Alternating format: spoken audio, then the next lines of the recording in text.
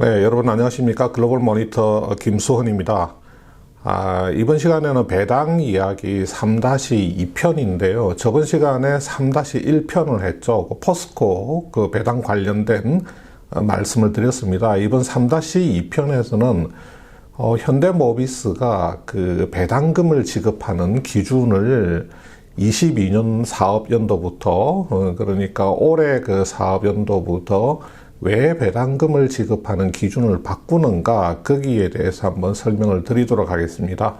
그러니까 이번 시간에 다룰 내용은 어떻게 보면 약간은 좀 어렵게 느껴지는 그런 측면도 없지는 않겠지만, 제가 최대한 쉽게 사례를 좀 들어가면서 풀어드릴 테니까 여러분들이 이 정도는 좀 알아두시면 이렇게 투자 활동을 하시는데 앞으로 도움이 될 수도 있고, 또 이게 100% 완전히 이해가 안 되더라도 좀 집중해서 보시면서 이렇게 좀 눈여겨 보시면 이렇게 머리에 이렇게 들어오시는 부분들이 있을 걸로 믿습니다. 그래서 제가 이번 시간에는 조금 천천히 좀 진행을 하면서 말씀을 드릴 테니까 저하고 같이 모비스가 배당 기준을 왜 바꿨는지, 그게 혹시 꼼수가 아닐지, 아니면 주주에게 유리한 게 있나 불리한 게 있나, 그런 측면을 한번 검토를 해봤으면 좋겠습니다. 우선 자료를 한번 보시겠습니다.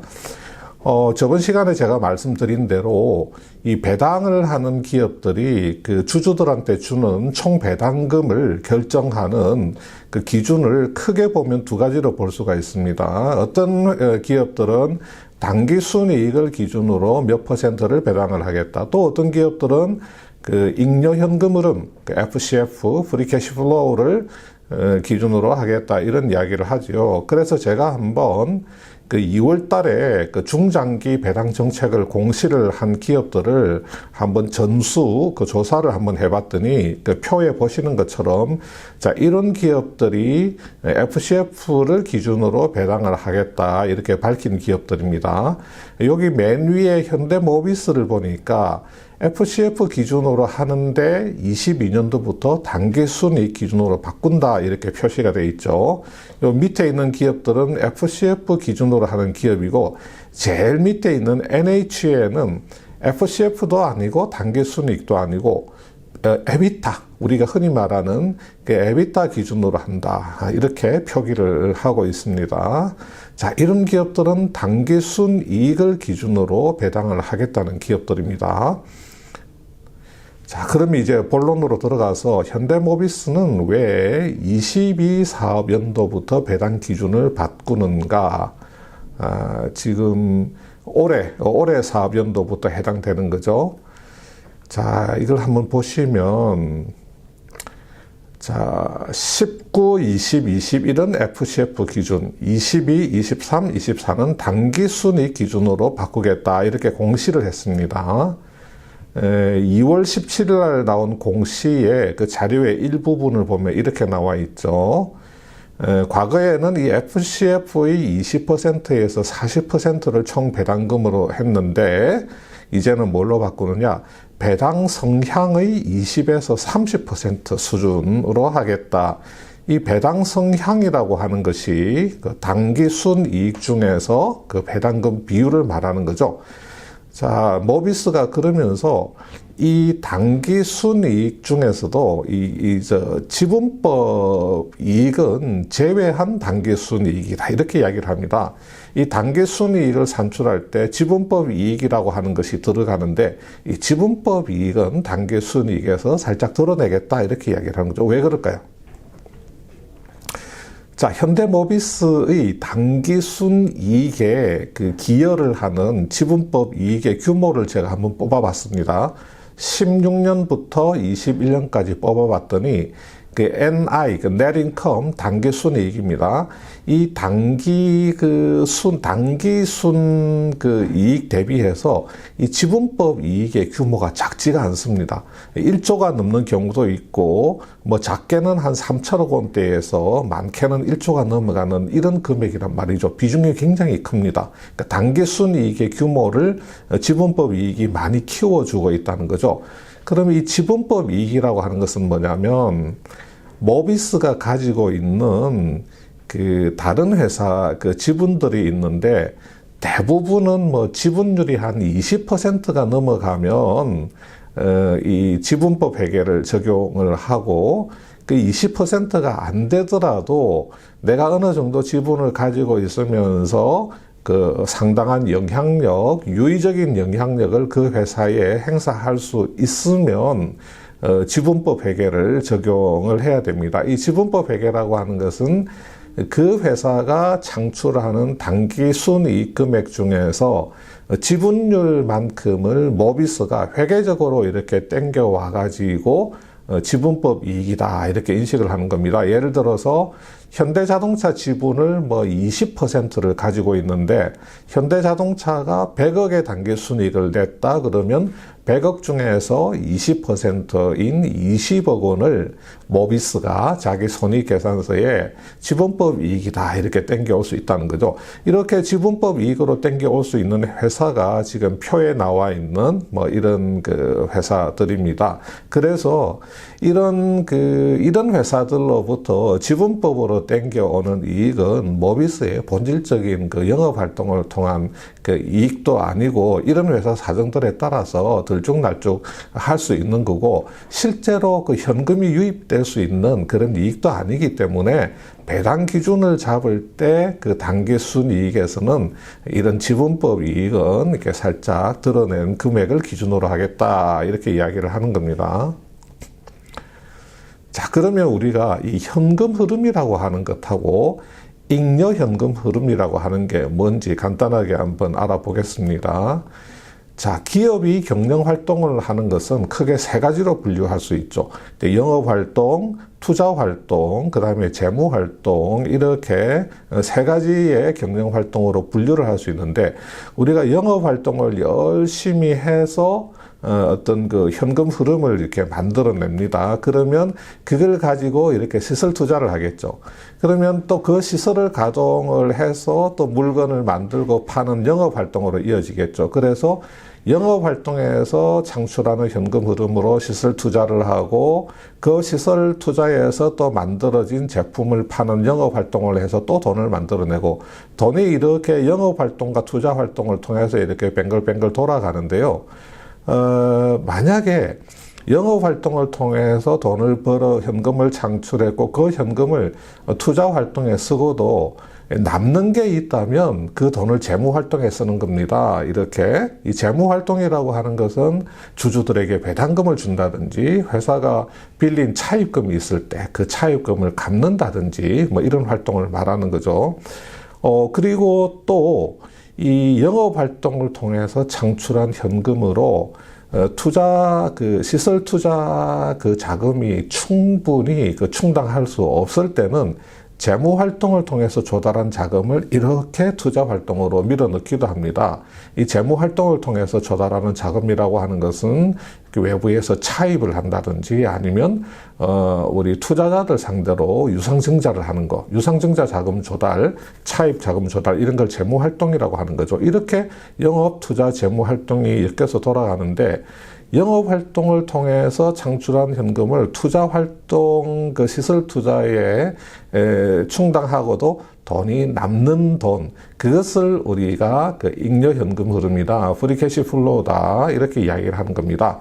그래서 이 잉여 현금 흐름, 프리캐시 플로우라고 하는 것은 영업 현금 흐름 이 금액에서 회사의 시설 투자 지출액 캐펙스 금액, 요것을 뺀 금액, 요거를 우리가 잉여 현금 흐름이다 이렇게 계산을 하는 거죠. 그래서 이 잉여 현금 흐름 요거를 기반으로 해서 주주들한테 뭐 배당을 준다든지 뭐 차입금 상환을 한다든지 아니면 이게 미래에 어떤 투자 자금으로 이렇게 자금을 뭐 유보를 한다든지 이런 게 생길 수가 있습니다. 그래서 지금까지는 현대모비스가 이 FCF의 20% 내지 40%를 배당금으로 줘왔단 말이죠.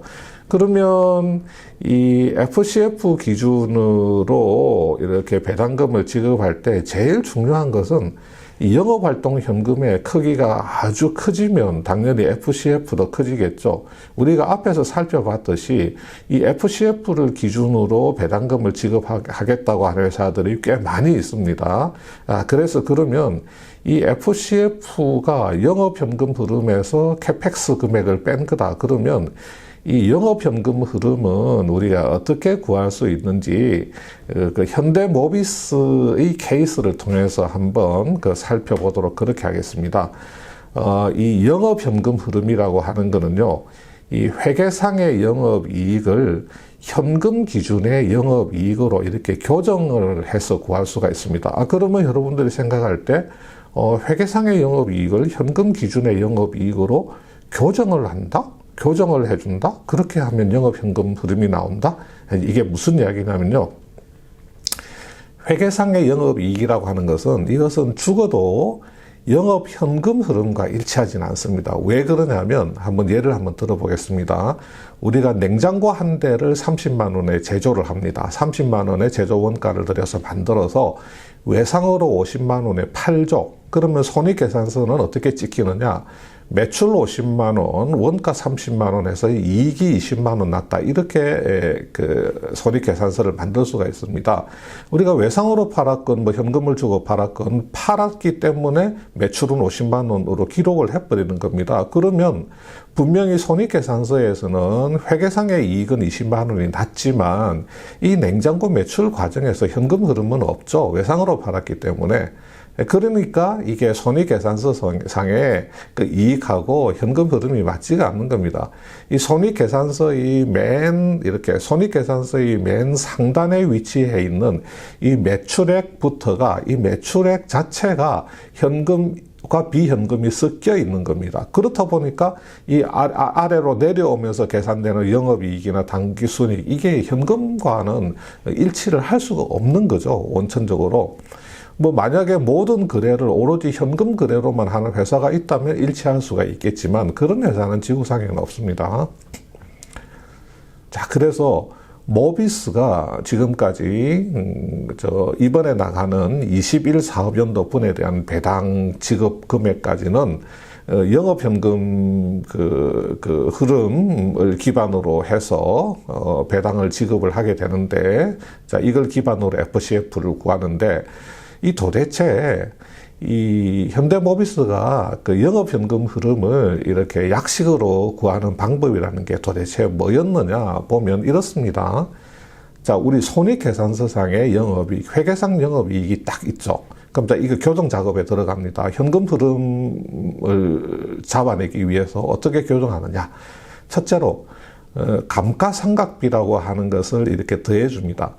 우리가 잘 알다시피 감가상각비는 현금이 지출된 비용이 아니거든요. 그냥 기계 장치가 시간이 지나면서 진부화한다고 보고 일정 금액을 그냥 비용으로 처리를 해버린 겁니다. 현금이 나간 게 아니기 때문에 현금 기준으로 교정해주기 위해서는 영업이익에다가 감가상각비를 더해주고, 두 번째, 자, 매출 채권, 재고자산, 매입 채무 이런 게 생기죠. 영업 활동을 하다 보면 외상으로 팔면 매출 채권이 생기고 또 제품을 다 만들어 놓은 완성품 재고자산이 생기기도 하고 또 원재료를 구매를 하면 원재료 재고자산이 생기기도 하고 이런 재고자산 또 매입 채무, 뭔가 원재료를 외상으로 사면 매입 채무, 그러니까 매출 채권, 재고자산, 매입 채무 같은 이런 덩어리가 굉장히 큰 자산과 부채가 생길 수밖에 없습니다. 이것들을 어떻게 하느냐? 이것들의 변화를 반영한다.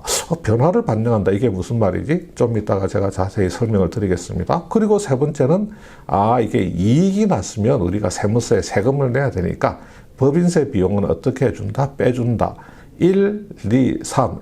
이 과정을 거치면 우리가 대체적인 영업현금 흐름의 크기를 잡아낼 수 있다. 이런 이야기가 되겠습니다. 그러면 우리가 앞에서 매출 채권, 재고자산, 매입 채무의 변화를 반영해준다. 조금 애매한 말이 나왔거든요. 여기에 대해서 한번 알아보겠습니다. 자, 20년 말에는 매출 채권이 100, 재고자산이 50, 매입 채무가 20 이렇게 있었습니다. 20년 말에는 잔액들이 이렇게 있었습니다.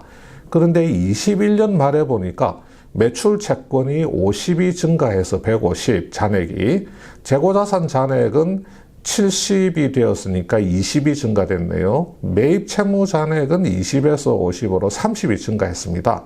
자, 그러면 이 21년도 현금 흐름에 이게 어떤 영향을 주냐면, 매출 채권이 50이 증가했다는 것은 현금 흐름에서는 그냥 뭔가를 팔았는데 돈을 못 받은 거잖아요. 외상으로 뭔가를 줘놓고 돈을 못 받았기 때문에 현금 흐름표에서는 그냥 마이너스로 잡아버립니다. 그래서 마이너스 50으로 잡아버리는 거죠. 매출 채권 증가액만큼. 또 재고자산이 20만큼 증가했다. 뭔가 돈을 들여서 재고자산을 만들었는데 이거를 팔지를 못하고 그냥 창고에 두고 있는 겁니다. 그래서 이 증가액 20을 그냥 현금 흐름에서는 그냥 마이너스를 처리를 해버립니다. 그냥 쉽게 생각하시면 됩니다. 매입 채무는 뭡니까? 우리가 회사에 필요한 원재료를 돈을 안 주고 사온 겁니다. 외상으로. 그러니까 현금을 세이브를 한 거죠. 이걸 현금 흐름에서는 플러스로 잡아버립니다. 자, 매입 채무가 20에서 50으로 늘었으니까 그냥 현금 흐름상으로는 돈을 안 주고 원재료를 사왔다. 그래서 이렇게 플러스 30으로 이렇게 잡아버리는 거죠. 자, 그렇게 되면 이게 21년도 현금 흐름에는 어떤 영향을 주냐면, 이거 두 개 더하면 마이너스 70에 뒤에 플러스 30이니까 매출 채권 재고자산 매입 채무의 변화로 인해서 21년도 현금 흐름에는 마이너스, 영업 현금 흐름에는 마이너스 40의 영향이 왔다. 이렇게 이제 계산을 할 수가 있죠. 자, 이걸 조금 다른 시각으로 이렇게 계산해 낼 수도 있습니다. 뭐냐면요. 매출 채권은 이게 증가하면, 이 매출 채권이나 재고자산은 이게 증가하면 현금 흐름에 도움이 안 되는 놈들이죠. 근데 매입 채무는 증가하면 현금 흐름에 도움이 되는 놈들이죠. 그래서 매출 채권하고 재고자산을 더해주고 매입 채무를 딱 빼버리는 거. 현금 흐름에 도움이 안 되는 놈들 이렇게 더해주고, 그 다음에 현금 흐름에 도움이 되는 애를 딱 뺐을 때 나온 금액을, 요거를 순운전 자본이라고 이야기를 합니다. 운전 자본, 워킹 캐피탈이라고 하는 것은 우리가 회사를 경영을 하면서 이렇게 투입해야 되는 자본, 현금이다. 이렇게 편하게 생각하시면 되는데, 매출 채권 더하기 재고자산에서 매입 채무를 빼주게 되면 순운전 자본, 얼마나 현금이 더 투입이 돼야 되는가, 이런 순운전 자본이 나오게 되는데, 20년도에 순운전 자본은 130이 나오죠. 100에서 50 더하고 20 뺐으니까 130이 나왔는데, 21년도 말에는 150에서 70을 더했다가 50을 빼니까 이게 170이 나왔습니다. 그래서 20년도 말 대비해서 21년도 말에 순운전 자본이 40만큼 늘어났잖아요. 순운전 자본이 40만큼 늘어난다는 것은 운전 자본으로 투입돼야 되는 게 40만큼 증가했다는 거니까 현금 흐름에는 이게 마이너스로 작용을 할 수밖에 없는 거죠. 마이너스 40이 되는 겁니다. 자, 왼쪽에서 마이너스 40을 계산하는 방법, 오른쪽에서 마이너스 40을 계산하는 방법. 어차피 똑같이 마이너스 40이 나왔지만 이렇게 순운전 자본이라고 하는 개념을 활용을 해서 구할 수가 있는 겁니다. 자, 그래서 우리가 다시 한번 정리를 해보면, 요걸 조금, 요거는 좀 넘어가겠습니다. 자, 손익계산서의 영업이익에서 출발을 해서 감가상각비는 더해준다. 그 다음에 매출 채권 더하기 재고자산에서 매입 채무를 뺀 순운전 자본을 전년 대비해서 얼마나 증가했느냐, 감소했느냐에 따라서 플러스 마이너스를 해준다. 그 다음에 법인세 비용, 요거는 무조건 빼야 된다. 이렇게 해서 영업현금 흐름을 구하고, 이 영업현금 흐름에서 그 설비 투자액, 다시 말해서 유형자산 취득액 CAPEX를 빼게 되면 이게 FCF가 나온다. 그래서 이 FCF를 현대모비스가 배당 기준으로 사용했고, FCF를 현금 주주 배당의 기준으로 사용하는 기업들 중에서 일부는 모비스와 이렇게 비슷한 유사한 이런 산식에 따라서 숫자를 구해내는 겁니다.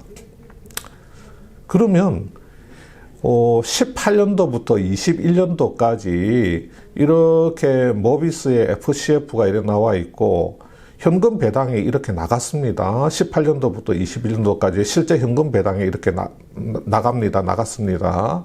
그러면 FCF 대비해서 배당 성향은 이렇습니다. 25, 26, 36%. 여기 21년도는 특수한 상황이기 때문에 제가 뒤에서 설명을 드리겠습니다. 요거는 조금 제껴놓고요. 그러니까 25%, 26%, 36%니까 FCF의 20에서 40% 안에서 배당을 하겠다고 했던 약속들이 그대로 지켜진 거죠. 만약에 새로 바뀌는 기준, 단기 순이익 기준, 지분법 이익을 제외한 단기 순이익 그 기준으로 이 지출된 그 현금 배당이 몇 퍼센트에 해당되는가 하는 걸 계산을 해보면 23%, 21%, 28%, 22%입니다. 이 단기 순이익 기준으로 했을 때 모비스가 20에서 30% 사이에서 배당을 하겠다고 했으니까 우리가 이 시뮬레이션을 해보면 이 20에서 30% 안에 이렇게 숫자가 들어가는 겁니다. 그래서 이거를 보면 어차피 FCF를 기준으로 하나 단기 순이익을 기준으로 하나 그 어떤 정해진 레인지 안에 이렇게 숫자가 들어오는 걸로 이렇게 나타났기 때문에 이 모비스의 그 배당 그 기준을 바꾸더라도 뭐 솔직히 주주들 입장에서는 뭐 그렇게 큰 뭐 변화가 있는 것은 아니다 하는 생각을 결론을 내릴 수가 있습니다. 그러면 모비스는 왜 도대체 이렇게 기준을 바꾸는가? 자, 우리가 2018년에 모비스가 기업 분할 합병을 추진을 했습니다. 그랬다가 자진 철회를 했죠. 그때 어떤 내용이냐면 이 모비스의 그 모듈하고 그 AS 사업을 분할을 해가지고 그 사업을 글로비스에 합병을 시키려고 했는데 그 엘리엇 펀드가 이제 반대 공격을 하고 이제 기관 투자자나 일반 투자자들 사이에서도 반대 조짐이 이제 크게 일어나니까 모비스가 그것을 철회를 했습니다. 그리고 이제 그 19년 2월 달에 조금 더 회사를 좀 투명하게 주주들한테 투명하게 경영을 하겠다고 해서 배당 기준이 되는 FCF를 우리는 이렇게 산출합니다 라는 것을 이제 공개를 하게 됩니다. 자, 그런데 이제 외국인 그 기관 투자자들, 우리 장기 투자자들이 이에 대해서 어떤 반응이냐면, FCF는 좀 예측이 너무 어렵다. 회사의 투자 계획도 어느 정도 알아야 되고, 아까 말한 그 순운전 자본의 변동도 우리가 좀 계산을 해내야 되니까 FCF는 너무 어려운 게 아니냐. 차라리 그냥 깔끔하게 단기 순이익 기반으로 했으면 좋겠다 하는 요청들을 이제 꾸준히 해온 겁니다. 자, 그 와중에 2021년도에 이제 그 결산 과정에서 어떤 일이 발생되냐면 2021년도에 이 FCF가 2,900억 밖에 안 나온 겁니다. 다른 해에는 뭐 1조씩 뭐 1조 몇천억씩 나오니까 한 3천억에서 4천억 사이 배당이 땅땅 나갔는데 21년도에 FCF가 불과 2,900억 밖에 안 나오니까 모비스가 이거 배당을 내보내야 되는데 이 기준에 미달하게 된 겁니다. 그러니까 이거 어떻게 하지 하고 이제 그 고민을 하게 되었는데 이 왜 그러면 21년도에 FCF가 이렇게 형편없이 나오게 됐냐면 자, 영업이익은 2조가 넘습니다. 이게 감가상각비 더해주죠. 그런데 아까 말씀드린 순운전 자본의 증감이라고 하는 것에서 이 1조가 넘는 이 금액이 빠지게 된 겁니다. 1조 1천 정도. 여기다가 법인세 비용 빼니까 영업현금 흐름은 1조 2천 정도 나오고 여기에다가 캐펙스 9천억 넘게 빼버리니까 FCF가 불과 2,900억밖에 안 나온 거죠. 그래서 이게 순운전 자본이 저렇게 1조 1천억 이상 이렇게 21년도에 마이너스로 작용하게 된 것은 이렇게 재고자산 때문입니다. 재고가 너무 많이 늘었어요. 이게 이제 여러분들 아다시피 물류 대란 때문에 회사의 재고가 많이 쌓이게 된 겁니다. 그러니까 이제 현대모비스가 고민을 하다가 이거 2019년도에 그 물류가 정상 상황일 때 그때 어떤 재고자산의 그 회전율을 좀 적용을 해서 이 재고자산을 다시 가정을 한 숫자를 집어넣어서 FCF를 산출을 해서 주주들에게 좀 배당을 정상적으로 내보내자 이렇게 이사회에서 특별 승인을 해서 이번에 기말 배당 3,000원 그 앞에 중간 배당 작년에 중간 배당 1,000원에서 4,000원의 배당이 나가게 된 겁니다. 그러면서 이제 그동안에 주주들이 주장해왔던 FCF보다는 단기 순이익으로 가자 하는 의견을 이제 수용을 하자 이렇게 하면서 배당을 단기 순이익 기준으로 바꾸면서 예측 가능성을 조금 더 높이고 이 숫자의 출렁거림을 이렇게 조금 더 잡는 그런 방법을 이제 취했다는 거죠. 그래서 여러분 이게 뭐 FCF에서 단기 순이익 기준으로 바뀌었다고 해서 뭐 당장 뭐 모비스의 배당이 뭐 줄어든다? 회사가 꼼수다? 이건 절대로 아니고요. 그렇다고 해서 또 그러면 배당이 엄청나게 늘어난다? 또 그런 것도 아닙니다. 지금까지 해온 어떤 그 연간 3,700억, 3,800억 수준의 그 배당, 보통주 4,000원, 우선주 4,500원, 요 수준의 배당이 앞으로 이제 계속 이어지겠지만, 이 단기 순이익 방식으로 하게 되면, 이익이 이렇게 늘어나게 되면, 좀 더 주주들한테 배당이 좀 더 나갈 수 있는 그런 룸이 생기기 때문에 주주들한테 그렇게 불리한 내용은 아닐 것 같습니다. 다음 시간에 3-3편에서는 SK 하이닉스의 그 배당에 대해서 좀 설명을 드리겠습니다. 오늘은 여기까지 하겠습니다. 감사합니다.